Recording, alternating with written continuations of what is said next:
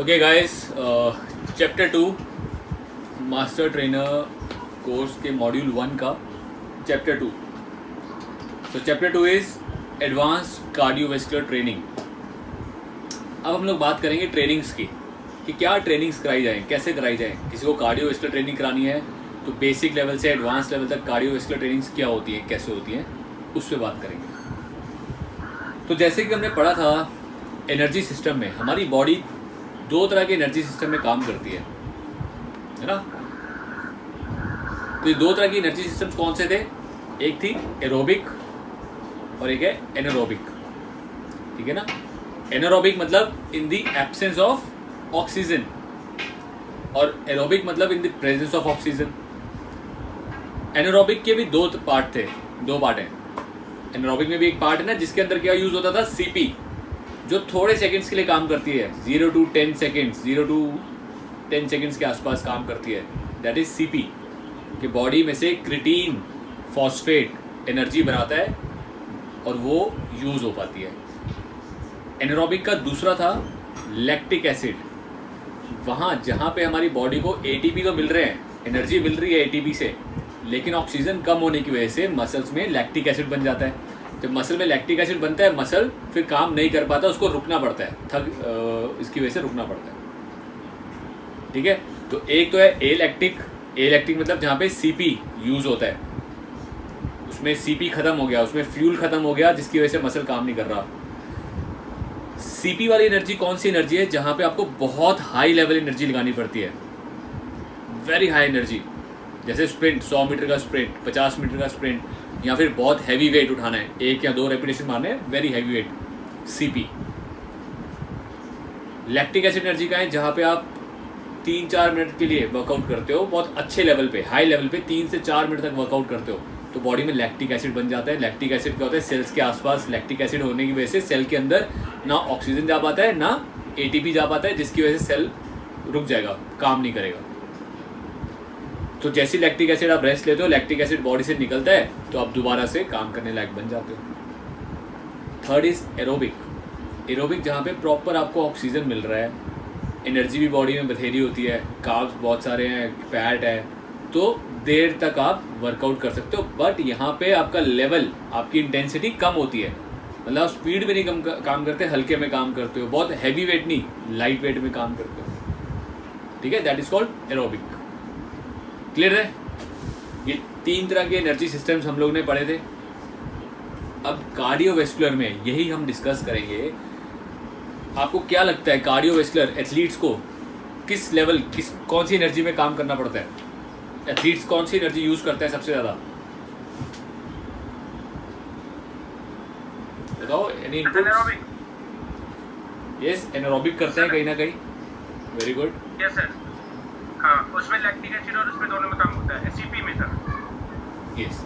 So basically ये depend करता है, अगेन ये डिपेंड करता है कि वो एथलीट कर क्या रहा है। जैसे फुटबॉलर है, अगर फुटबॉलर को 90 मिनट खेलना है, 90 के 90 मिनट वो बहुत तेज नहीं भागता ना, तो कहीं ना कहीं वो सबसे ज़्यादा एनर्जी कौन सी यूज़ करता है? एनारोबिक ही यूज़ करता है। एनारोबिक में कौन सी? Lactic acid. एनारोबिक में लैक्टिक एसिड एनर्जी पे काम करता है वो। स्प्रिंटर, 100 मीटर स्प्रिंटर, वो कौन सी यूज़ करता है? वो ए लैक्टिक, वो यूज़ करता है ए लैक्टिक। उसको बर्स्ट ऑफ एनर्जी देनी है, 9 से 10 सेकंड में उसको सबसे तेज़ भागना है, पूरी बॉडी की एनर्जी लगानी है कम टाइम में, तो ए लैक्टिक। तो जितनी भी एक्टिविटीज़ ऐसी हैं जिनका ड्यूरेशन बहुत कम है लेकिन बहुत ज़्यादा पावर, जितनी ड्यूरेशन कम होगी उसमें पावर ज़्यादा लगानी पड़ेगी, ये हमेशा समझिए। चलो, कोई भी चीज़ की अगर ड्यूरेशन कम है तो उसमें ज़्यादा पावर डाल देता है इंसान कि थोड़ी देर करना है। जब आपको पता है यार कोई काम, मेरे को जैसे मैराथन रनर्स, मेरे को 3 घंटे 2 घंटे भागना है, तो 2 घंटे वो पूरी स्पीड से नहीं भाग सकता ना, फिर वो क्या करता है? अपनी एरोबिक एनर्जी में आ जाता है, तो कहीं ना कहीं एरोबिक एनर्जी में काम करेगा, क्योंकि उसको लंबा भागना है, ड्यूरेशन, वॉल्यूम लंबा है। तो ये अंडरस्टैंड करना इंपॉर्टेंट है कि आपका एथलीट कौन सी एनर्जी यूज़ कर रहा है ना। तो जितने भी marathon runners, long runners, cyclist, swimmers जो ज़्यादा लंबी करते हैं, स्विमिंग में भी एक तो होती है 50 मीटर की, एक होती है 5000, मतलब 10 चक्कर लगाने हैं, लंबा करना है। तो जो भी एक्टिविटी की ड्यूरेशन लंबी है उसमें एरोबिक एनर्जी यूज़ होगी, और जो भी एक्टिविटीज़ में ड्यूरेशन कम है उनमें एनारोबिक एक्टिविटी यूज़ होती है। तो मैक्सिमम स्पोर्ट्स के अंदर एनारोबिक एक्टिविटी यूज़ होती है। एनारोबिक का मतलब क्या हो गया? हाई इंटेंसिटी भी अच्छी खासी है और टाइम भी ठीक ठाक है, ठीक है ना, इंटेंसिटी भी और टाइम भी। तो इस केस में आप नेक्स्ट पेज पे अगर आएंगे, पेज नंबर 22 पे, वहाँ पे नीचे एनर्जी सिस्टम ट्रेनिंग टेक्निक बता रखी है। एक ये टेबल है, ये ऐसे टेबल दिया हुआ है लास्ट पेज के नीचे लास्ट में। इसमें देखिए क्या क्या एनर्जी सिस्टम कैसे काम कर रहे हैं। सो एरोबिक एनर्जी सिस्टम, अगर हम एरोबिक की बात कर रहे हैं तो उसमें ट्रेनिंग टेक्निक क्या है? Continuous training, long slow distance किसमें आती है? एरोबिक। इसी एरोबिक को और फास्ट, क्योंकि मुझे अब रेस लगानी है, अब ये नहीं है कि सिर्फ 2 घंटे भागना है, अब ये है कि मेरे को 10 लोगों में से 2 घंटे पहले भागना है, जल्दी खत्म करना है, 10 लोगों को पीछे छोड़ना है। तो आप क्या करते हो? पेस अप, थोड़ा स्पीड बढ़ाते हो, स्पीड बढ़ाओ ट्रेनिंग की। तो वही 2 घंटे पहले वो भाग रहा था, मतलब 2 घंटे में समझ लो भाग रहा था 20 किलोमीटर एग्जाम्पल, अब 2 घंटे में यहाँ उसको जो 20 किलोमीटर है वो कम टाइम में भागना है, टाइम कम करना है, मतलब स्पीड बढ़ानी है। तो स्लो लॉन्ग डिस्टेंस, तो बेसिक स्टेमिना बना लिया। स्टेमिना के बाद नेक्स्ट लेवल क्या आ गया? पेस, स्पीड बढ़ाओ। उसके बाद नेक्स्ट क्या है? इंटरवल ट्रेनिंग, फास्ट स्लो का कॉम्बिनेशन। लेकिन इसमें यहाँ पे इंटरवल ट्रेनिंग कैसी होगी? यहाँ पे बहुत फास्ट नहीं होती। यहाँ ये नहीं होता कि आपने जब फास्ट भागना है तो पूरा फुल फास्ट भागना है। यहाँ ये है कि यार यहाँ से वहाँ तक थोड़ा फास्ट भाग, फिर स्लो कर ले, फिर वहाँ से वहाँ थोड़ा फास्ट, लेकिन लॉन्ग भागना है तेरे को 5 किलोमीटर है, 5 किलोमीटर में फास्ट स्लो का कॉम्बिनेशन करना है, समझ रहे हो? तो 5 किलोमीटर जब उसको पता है फास्ट स्लो का कॉम्बिनेशन करना है, तो 5 किलोमीटर के लिए वो पूरी जान लगा के नहीं भागेगा, वो अपनी जान बचा के भागेगा कि यार मेरे को जब ए पॉइंट से बी पॉइंट फास्ट भागना है तो बहुत फास्ट ना भागूँ, थोड़ा ठीक ठाक फास्ट भागूँ, ताकि मैं पूरा ख़त्म कर सकूँ 5 किलोमीटर, समझ रहे हो? अगर मैं किसी को बोलता हूँ यार तूने सिर्फ 4 राउंड लगाने हैं फास्ट स्लो के, तो आप कहोगे यार पूरी जान लगा दे, सिर्फ 4 ही तो लगाने हैं। जहाँ 16 राउंड लगाने हैं तो आप थोड़ी जान बचाते हो। तो ये वो है यहाँ पे उस तरह से बात। रेपिटेटिव ट्रेनिंग भी यही होती है, रिपीट करना, बार बार किसी चीज़ को, ट्रेनिंग को रिपीट करना। फार्टलेग होता है, फार्टलेग का मैं बोलूँ तो इसी कॉम्बिनेशन ऑफ ट्रेनिंग, बहुत सारी ट्रेनिंग का कॉम्बिनेशन होता है, जिसके अंदर कभी आपको पहाड़ी पे चढ़ाया जा रहा है, नीचे चढ़ते टाइम रनिंग करनी है, नीचे उतरना है, कभी आपको कोई हर्डल्स दे दिए गए, जंप एंड रन, जंपिंग करके रनिंग करनी है, कभी आप बीच में पुशअप मार रहे हो, रनिंग कर रहे हो। फार्टलेग बेसिकली कॉम्बिनेशन ऑफ ट्रेनिंग होती है, ठीक है? ट्रेनिंग को और टफ कर देना, ठीक है? लेवल टफनेस का लेवल और बढ़ा दो, तो दैट इज़ कॉल्ड फार्टलेग। तो कहीं ना कहीं एरोबिक ट्रेनिंग में ये सारी चीज़ें आती हैं, बट इनकी जो इंटेंसिटी है वो थोड़ी सी कम रहेगी, मतलब स्पीड थोड़ी सी कम रहेगी, बहुत ज़्यादा तेज़ नहीं रहती। एनारोबिक में आता है पहला कॉन्टिन्यूस ट्रेनिंग मतलब कंटिन्यूसली तेज़ भागना है, 400 मीटर 800 मीटर भागना है। अगर 400 मीटर बहुत टफ रेस होती है, 400 मीटर 800 मीटर भागना हो ना, तो आपको स्पीड भी तेज़ रखनी है और देर तक भी भागना है। तो कॉन्टिन्यूस ट्रेनिंग कि पहले आप अपना आधा घंटा भागने की प्रैक्टिस करो, जब आपका स्टेमिना स्ट्रेंथ बन रही है, फिर आप क्या करना है कि अब आपको आधा घंटा भागना है लेकिन और तेज़ भागना है। फिर आपको क्या करना है, 20 मिनट भाग और तेज़ भाग, ज़्यादा स्पीड से, 10 मिनट भाग और स्पीड से भाग। तो टाइम कम कर देते हैं और स्पीड बढ़ाते रहते हैं। एनारोबिक में लाना है ना उसको, अभी तक उसको आप भगा रहे थे आधा घंटा आराम से भाग, तो एरोबिक है। जब आपने आधे घंटे में स्पीड बढ़ा दी, थोड़ा स्पीड तेज़ भाग, सांस ज़्यादा चढ़ रहा है, धीरे धीरे वो एरोबिक से क्या हो रहा है, एनारोबिक में आ रहा है। फिर आप टाइम भी कम कर देते हो, स्पीड भी बढ़ा देते हो, और एनारोबिक।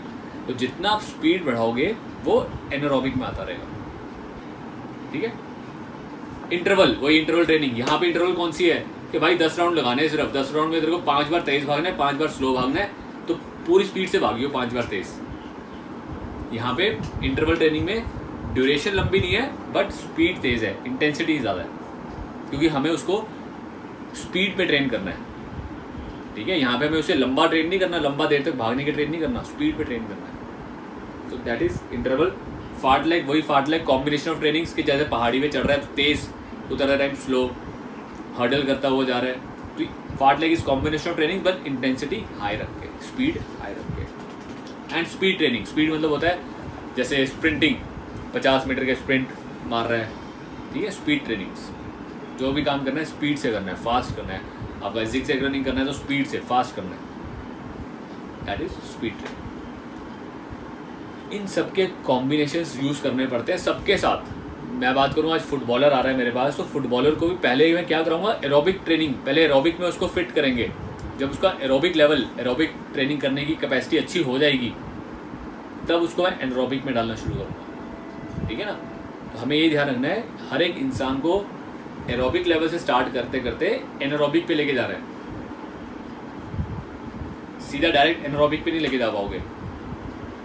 डायरेक्ट एनारोबिक पे जा ही नहीं सकता कोई इंसान, क्योंकि उसकी कैपेसिटी थोड़ी है ना, थोड़ी देर कर पाएगा, 1, 2 मिनट 4 मिनट करेगा, रुक जाएगा, कैपेसिटी नहीं है। पहले एरोबिक की कैपेसिटी बनाओ, फिर एनारोबिक पे लेके जाओ।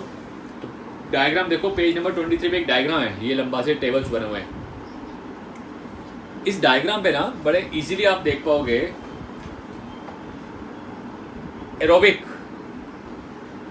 मतलब अगर थोड़ी देर कुछ सेकंड काम कर रहा है तो वो जीरो है, मतलब एरोबिक के लिए वो दैट इज नथिंग। एरोबिक के लिए 100% कब एरोबिक लग रहा है, जब वो 2-2 घंटे तक काम करता है, 2-2 घंटे तक। टेबल का सबसे नीचे देखो टाइम लिखा है 120 मिनट्स।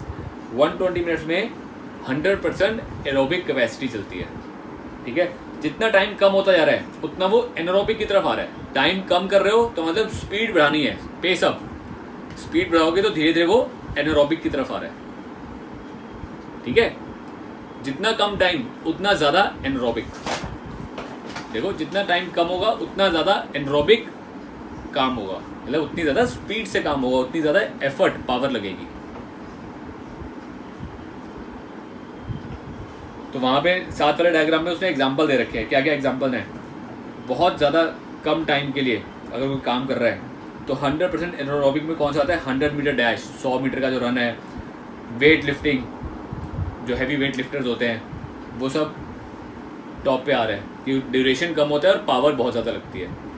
और सबसे नीचे में देखो 10,000 मीटर, मतलब 10 किलोमीटर की मैराथन, 10 किलोमीटर की साइकिलिंग, स्केटिंग, क्रॉस कंट्री, ये सारे किस में आ रहे हैं, एनारोबिक, एरोबिक में ज़्यादा आ रहे हैं। तो एरोबिक में लॉन्ग ड्यूरेशन वाली एक्सरसाइज ज़्यादा आ रही है, और जैसे जैसे आपकी ड्यूरेशन कम होती जा रही है उतना इंटेंस।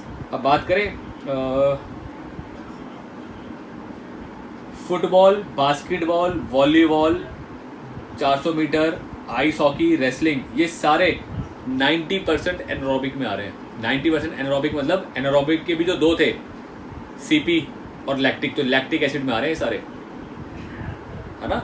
90, 80, 70 ये सारे लैक्टिक एसिड वाले हैं, ये सारे लैक्टिक एसिड में आते हैं। जितना फिर धीरे धीरे टाइम आप बढ़ाते जाओगे उतना वो धीरे धीरे एरोबिक में आ जाएगा।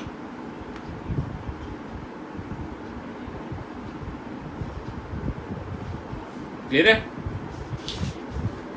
इस डायग्राम को ढंग से समझोगे ना तो आपको ये कॉन्सेप्ट समझ आ जाएगा, एरोबिक टू एनारोबिक कैसे चेंज हो रहा है और किन को ज़्यादा एनारोबिक लेवल पे काम कराना है।